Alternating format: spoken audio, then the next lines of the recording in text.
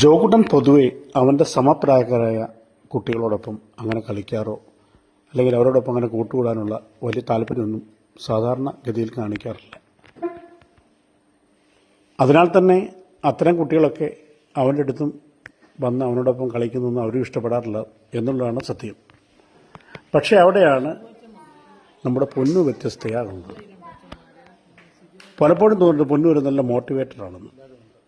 പൊന്നും ജോക്കുട്ടിനോടൊപ്പം കളിക്കുവാനും അല്ലെങ്കിൽ അവനെ പല കാര്യങ്ങൾ ചെയ്ത് ഒന്ന് ചെയർ ചെയ്യാനൊക്കെ ആയിട്ട് പൊന്നു എപ്പോഴും ശ്രദ്ധിക്കാറുണ്ട്. പൊന്നു ജോക്കുട്ടൻ്റെ കസിൻ സിസ്റ്ററാണ് എൻ്റെ ഇളയ അനുജൻ ഷിജുവിൻ്റെ മകൾ. പൊന്നുവിനറിയാം എങ്ങനെയാണ് ജോക്കുട്ടനെ കളിപ്പിക്കേണ്ടത്. അതിനവൾ എപ്പോഴും ശ്രദ്ധിക്കാറുമുണ്ട്.